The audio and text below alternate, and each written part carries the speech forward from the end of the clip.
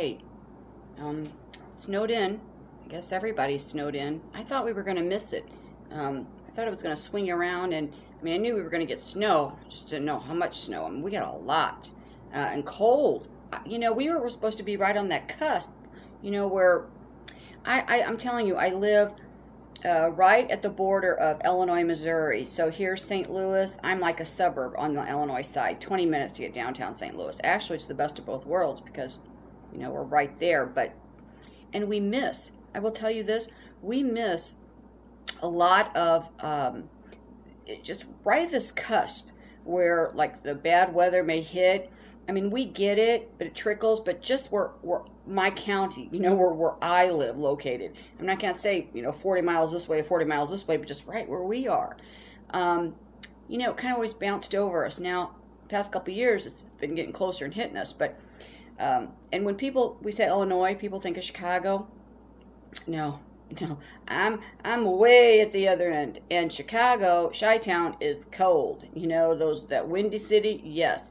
And we're talking 15, 20, at least a 15-degree difference, 20 degrees from here to there. Big time. Here in the summer, shoot, you get a tan. I get the same kind of tan as I do in Florida. Yeah, it's hot, hot, hot here. And, but we really haven't had a lot of cold winters until, we have a few, but not, being in the Midwest, you think that here would be freezing. I can't remember, last winter was hardly no winter, whatsoever, or the year before that, the year before that was when it was really, really warm, but I may wear a coat, I don't know, 8 to 15 times. I mean, a coat, but other than that, I mean, we've had pretty mild winters until now. Now we're right there. That's everybody.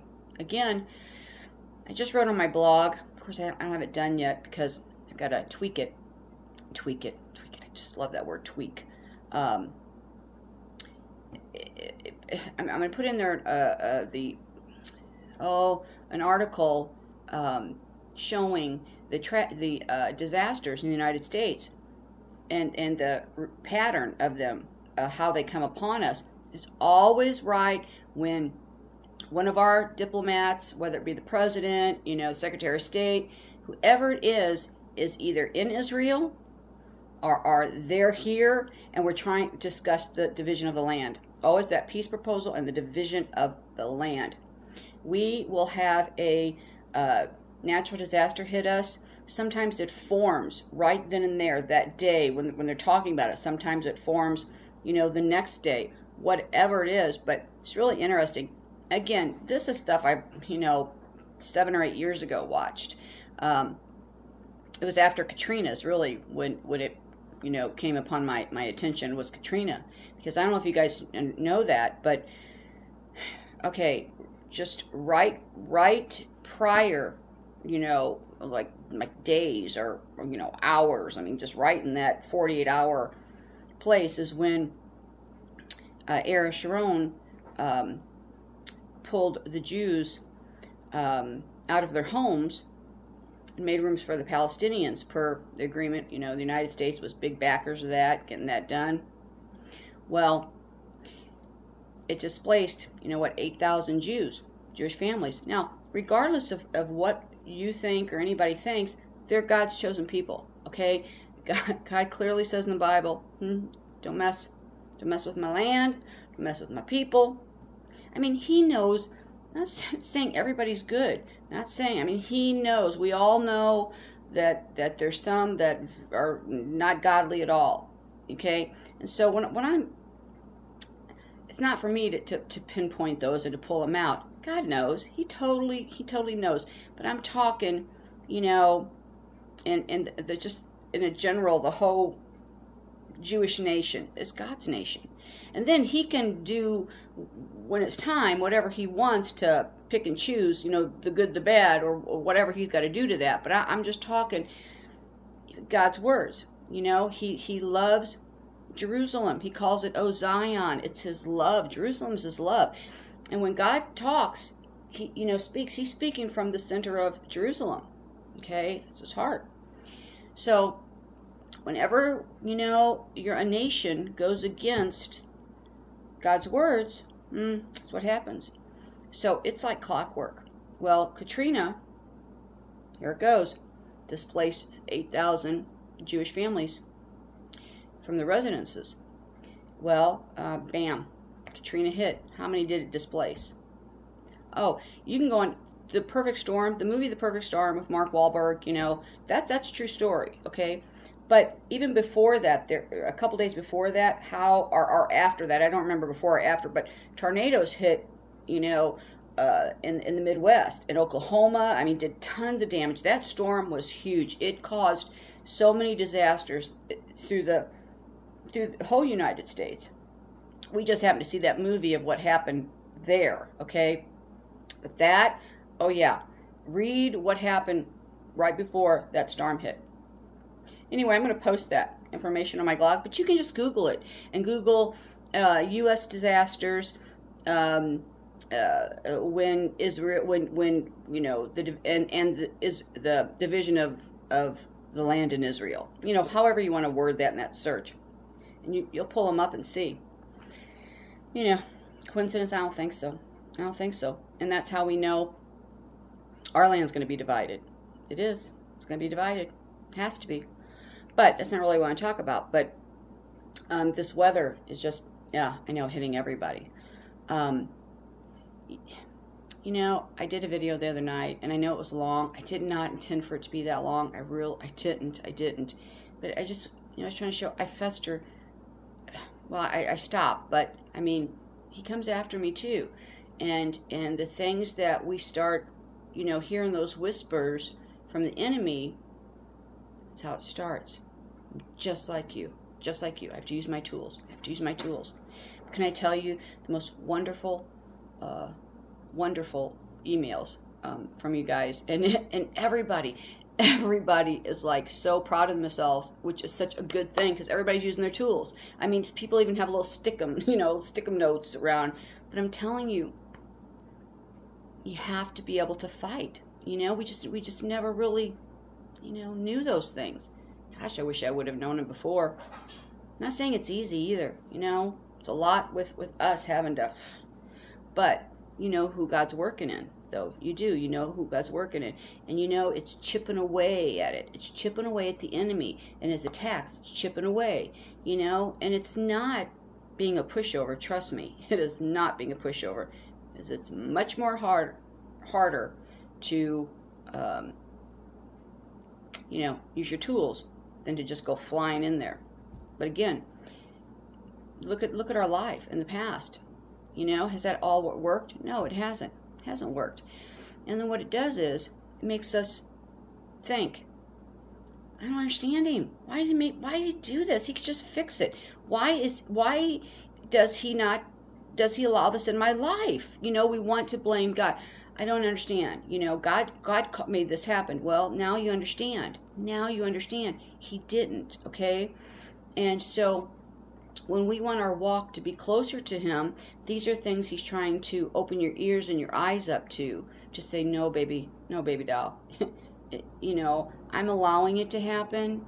And that could be for multiple reasons, but normally it's the allowance, like I said.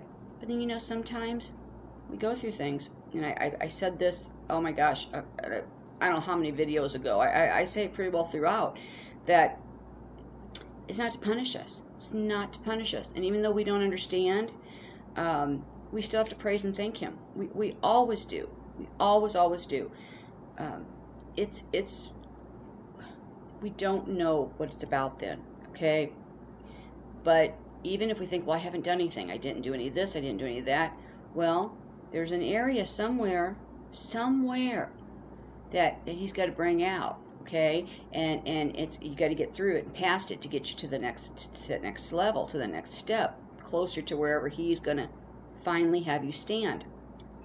So he just sometimes has to allow things. And even though we don't see it, you look back now and you think, you know what? That wouldn't have happened to me. That wouldn't have happened. Wow. I'd have been... But during that time, I mean, we're begging him, to give us what we want. But now looking back, had he did that, oh, your life would have been completely, completely different. I always think about that. Just think about that. You know, where would I be standing now? I would always been a believer, you know, but would it started being, you know, where exactly would my belief be? You know, would I always be battling somebody for my ground to stand on? You know, if things would have went a different way, you know, would I just every day be fighting everybody, massively, for my belief? Would they wear you down after a while? You know, because you don't know what situation you would be in if he would have answered or allowed your life to go a different way. You don't know where you'd be standing right now. And I'm so thankful that I'm sitting. Well, I'm sitting here, even though I'm just so thankful. You know, because he's going to have his way one way or the other. One way or the other, he's going to have you standing where he's going to have you standing. So, if you've had to kick, scream, fight to get here, you know, it's okay because it was worth it, and he knows it. He knows it. Again, just like our kids get mad at us. And you're like, oh, you'll get over it. You'll get over it. You know, you'll understand it later on, what I'm doing for you. You know, I'm doing it because I love you. You'll get it. You'll get it. You know, he's got to be kind of like that too, don't you think? Remember, we're just like him. I mean, of course, he's holy. We're not. We're sinners. But I mean, where do we get our characteristics from? We're made out of from him. So our compassion, our common sense, our understanding of things has to come from him. So if we get it, he surely gets it. You know, that's why I don't what's about the small stuff. I don't worry about, you know, the animals or the dogs or the cats and the babies and the kids and the things like that. I don't, because if it bothers me and I have enough, you know, compassion for them, how much more does he have? That's why don't worry about that stuff. We already got too much. Don't even worry about that stuff. That's why I just don't do it, because I just love him, and I know I have so much faith in him. I know he'll take care of it. I can't even let that in, you know. I already got enough going up here. I can't let that in. But if we don't quit worrying about the decisions and the mistakes we made, you know, back there, they ground you too long in one spot, okay, as you're trying to move. Even though sometimes we don't think it is, but it is, you know, because it's always that, but I know, but why? I know, but I just would really like to know why, you know. I mean, I know I'm over it, I'm through it. I mean, it's gone, I've forgotten about it, I've forgiven, I've gone and stuff, but sometimes you're just sitting there and just like, yeah, I know, but I really would just like to know why, okay? See, right there, even saying that keeps us there. Sometimes, guess what? We're never going to know why. One day we will. One day he'll tell us all about it, and we'll sit and go, oh, I see. Oh my gosh, how sweet were you? You know, I get it. But until that time comes, you're not going to get those whys, unless he puts it upon your spirit to get them. Okay? I mean, we all get a lot. We're all getting a lot of whys now. Okay? Not only are we getting wiser, but we're getting wise of why things were allowed, you know, which of course comes with age, but now it's different. He's really pushing, you know, his children to understand these things so they can help others, okay? Because if you can't get through there, how can you help anybody? How can you even take that neighbor a cup of coffee, okay? So it's and again, you want to play the victim. Okay, but we can't, because, you know, we're all victims, we're all warriors, we're all everything. But it's what we do when we are a warrior, what we do when we are that victim, what we do, you know, what we do when we're in those situations, right? That's when many defining moments are made. Okay. Because a warrior can mean, you know, many things. If you're a warrior, you're fighting for the right reasons, and you're fighting for God, and you're fighting for good, you know, yes. But if you continue to stay in that warrior stance, and become a warrior because it feels good to you, kind of get a little cocky, kind of get a little, pride kind of comes in there. That's when you got to move from that warrior spot. You got to be a warrior when you need it. Parents, got to be that warrior for your kids when they need it, right? But at the same time, you gotta show that love too. I know there's a lot of people who can't show love. I know a lot of people are not huggers and kissers, and I know that they were not brought up that way, okay? And even though they might feel it and know it, but it's everything for them to show it. Again, when I was young, our whole family, the minute we walked in the door, you give everybody a hug and a kiss. That's what you did. And when you left, you gave everybody a hug and a kiss. And that could be a whole process in itself, because there was a zillion people in my house, but so we were taught from when we were little. I remember I ran into my brother one time at the courthouse, and we saw each other, and of course we were going to give each other a hug and a kiss, and we're riding the elevator. Well, a friend of my sister-in-law's was in that elevator. She did not know me. She knew my brother, but she didn't know me. But she knew I wasn't my sister-in-law, right? She went back and told my sister-in-law she saw my brother kissing a girl. And it wasn't it was just it wasn't one of the, you know what I mean? It wasn't a kiss. It was a kiss like that. It was a kiss on the lips, but just a very, hi, and then a hug. See? I go, see how people are. But anyway, we are, that's how we are. But I remember a lot of my friends, and my best friend, I remember I never saw her kiss her mother. I knew that they loved each other, but I never saw. My mom, you're not getting out the door unless you got a kiss goodbye and a hug. That's just the way it was. You're not going to anybody. Come here and give me sugar right now. That's what she said. Come here and give me sugar right now. But I remember my girlfriend. I was like, I always kissed and hugged her mother. That's a funny thing. I never left the house without giving her mom a hug and a kiss goodbye.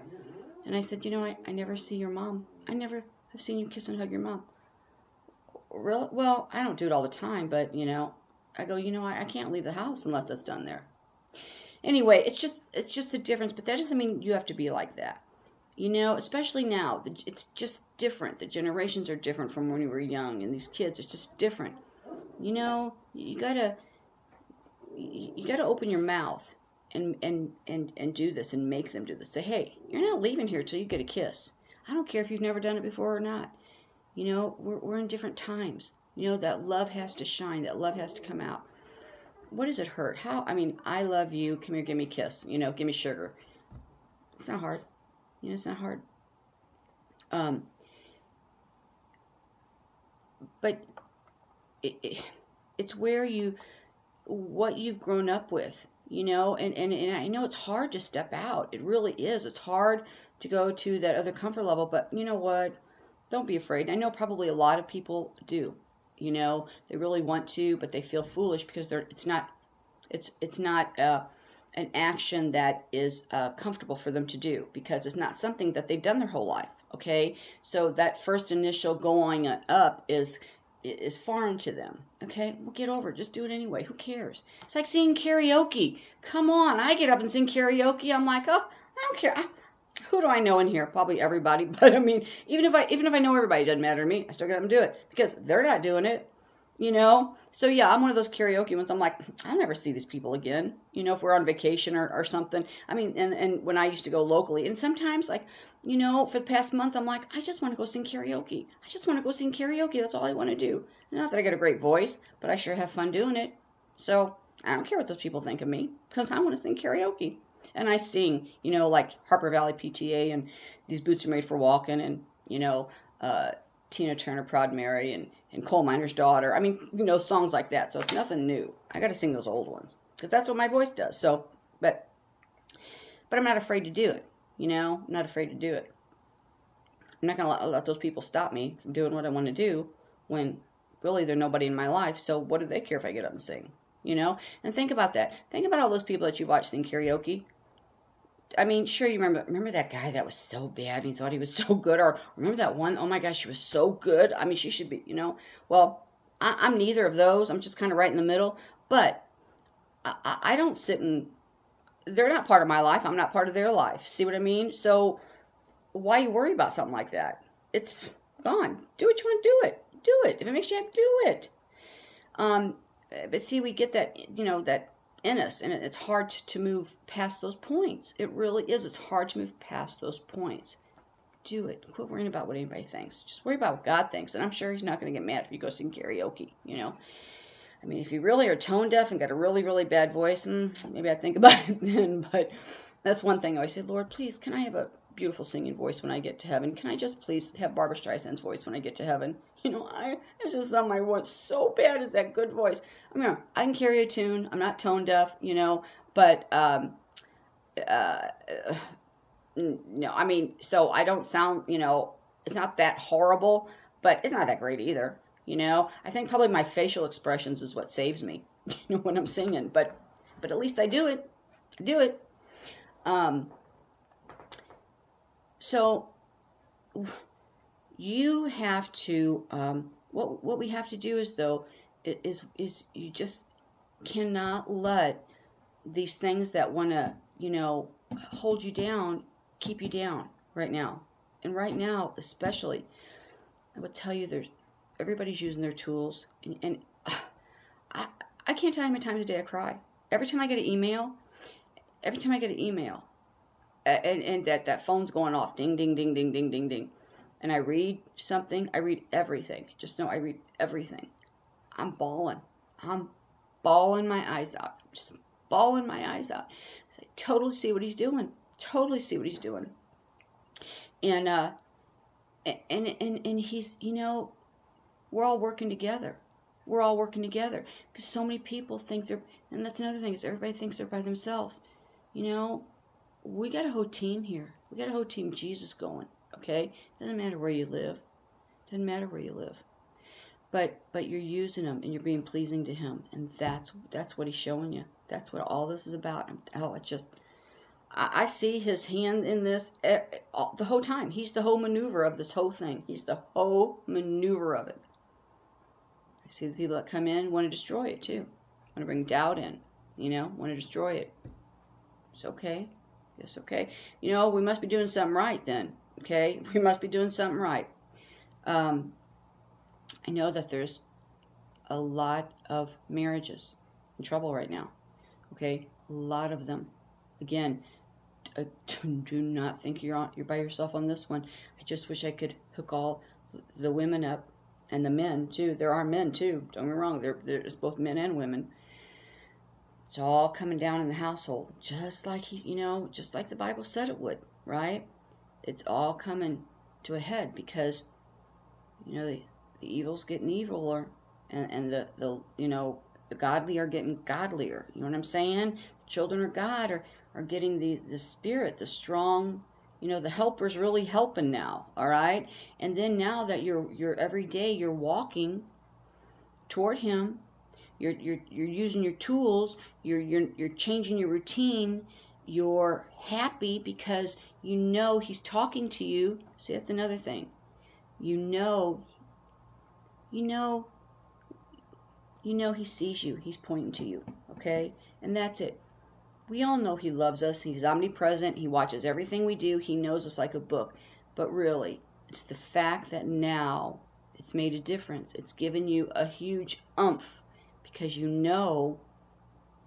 feel like he's just handpicked you out, even though he already has got you, knows everything. But in your mind, he's recognizing you. All of you, he's recognizing you, and he's saying, "Look, they're doing it. I'm so happy."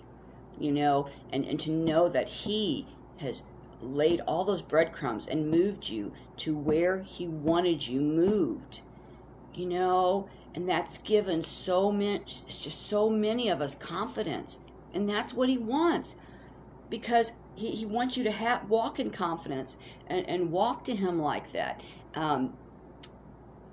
Okay, so you're doing something right. Don't think you're not, because you are, right?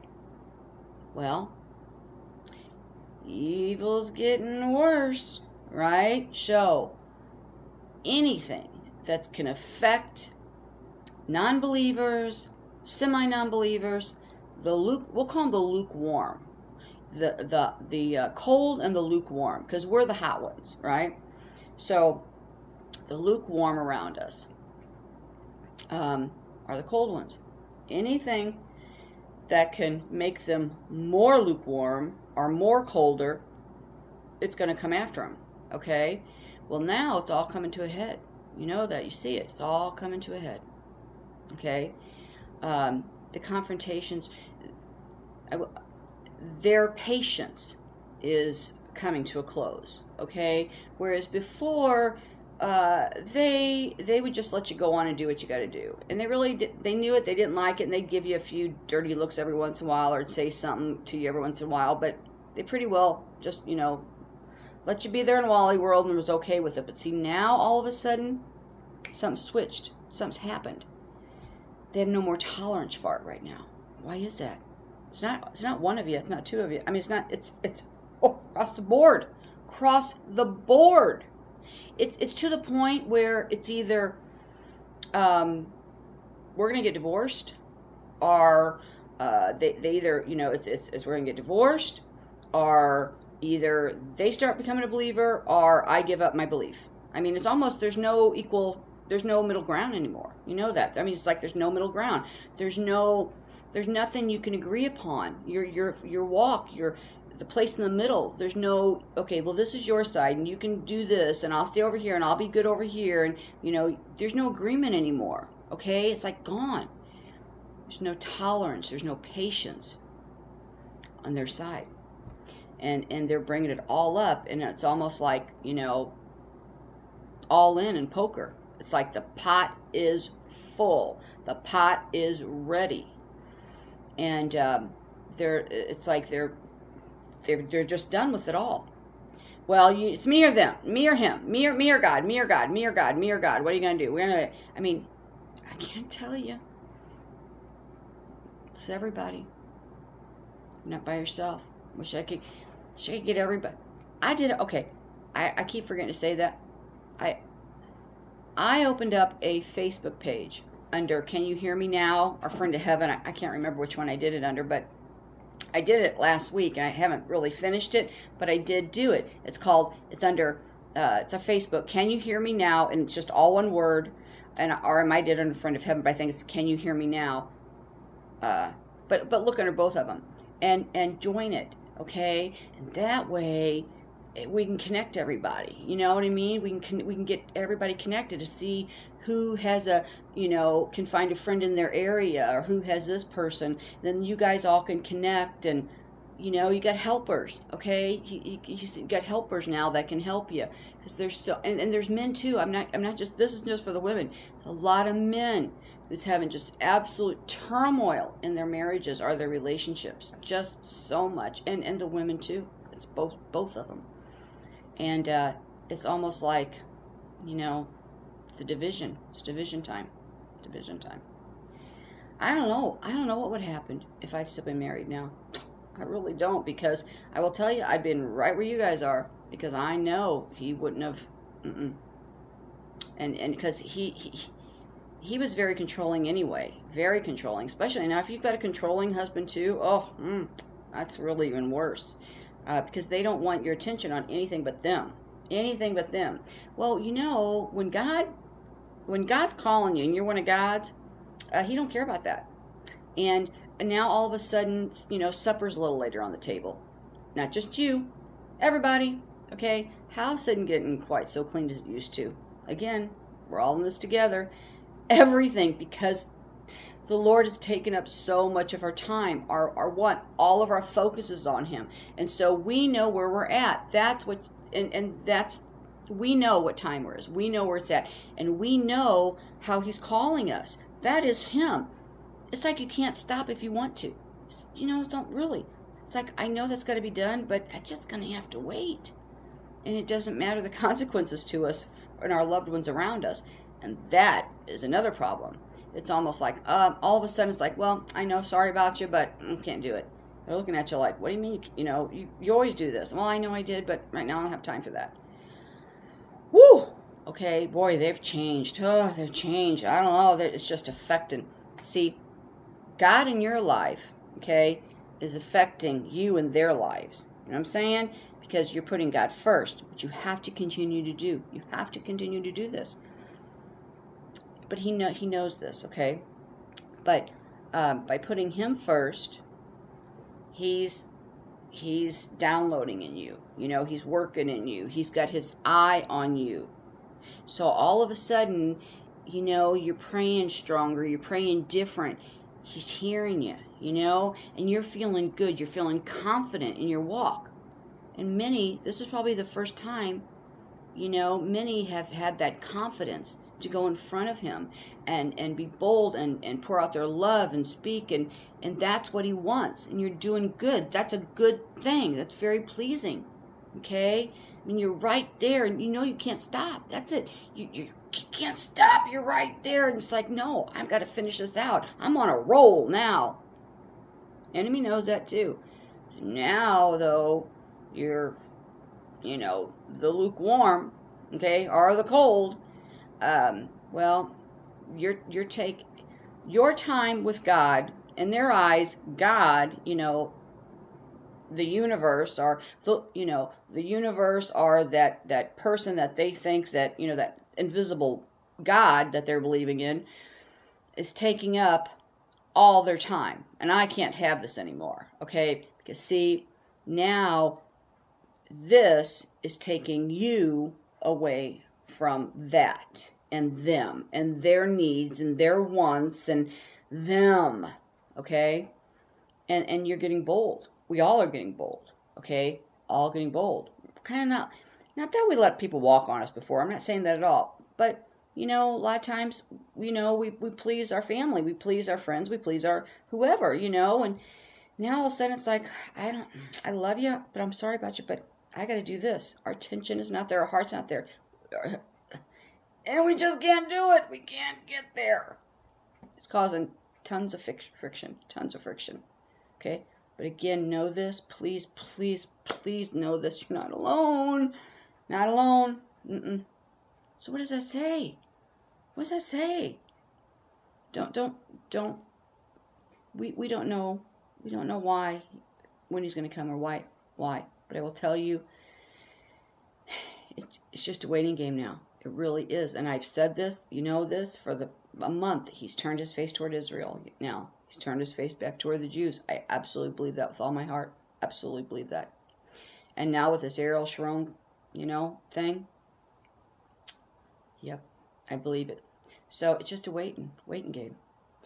I put out, but please, on the Facebook. So if you want to go there again, so that way we can, all be friends, and then we can, you can talk there, but then we can find people who are close by each other, so you can have support. You can have somebody else that's, going to Wally World with you. So, which is a good thing. It's a good thing. But anyway, I too didn't, I forget that a lot of people, are coming to the Lord now. Maybe they really haven't learned their whole life, or they're just now really learning what a lot of us, have known. And sometimes I forget that, okay? I forget it. And how I said, when you're trying to, and maybe, see, going in the Bible, that's what people understand is, well, read your Bible. Well, I know you read your Bible, but it don't make sense to me. I'm reading it, but I don't understand it. I don't even understand what I'm reading, so how can I get anywhere? I can read the same page 10 times, and I'm still going, what did that mean? What does that mean? Okay. I will put up some great sites that will help you get your basics, and especially the time we're going in now. Okay? Charts, everything. So what I put on there helped me, 9 years ago when I was really going in, helped me a lot get my basic knowledge of what I needed to know of the times, the sequences, and Now remember, some of the sequences are off now and stuff, but it's really it's all the basics, and it's people that you don't have to listen to them, you don't have to like them. It's people that help me, people that I got, I got them, I got what they were saying, and so it's somebody that I think everybody can get. And I tell you what, Revelations get you very confused. It's hard to read, but when I started reading from chapter 4 on, after chapter 3 talks about the churches. But when I read Revelations from chapter 4 on, with the mind thought of he was talking to the left behind, okay, the ones who didn't make it, and the Jews, makes total sense. Okay, makes total sense, because the church is gone, Christians are gone, right? Bride's gone.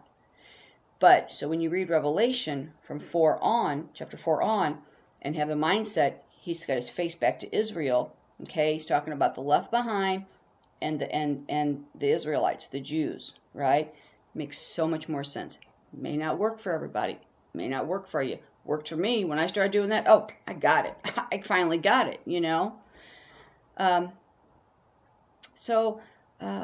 Anyway, but this is what I'm going to do. I'm going to try to get so you understand where we're at and why this has to happen. Okay, and why does everybody think that has to happen with the blood moons and the solar eclipses, and why is it so special coming up?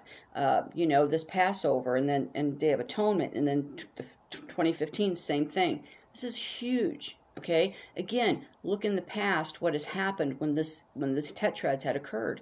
It's always something about Israel. Happened in 1948, became a nation. Happened in 1967, the 6-Day War. There's patterns, okay? But anyway, I'll get on to that.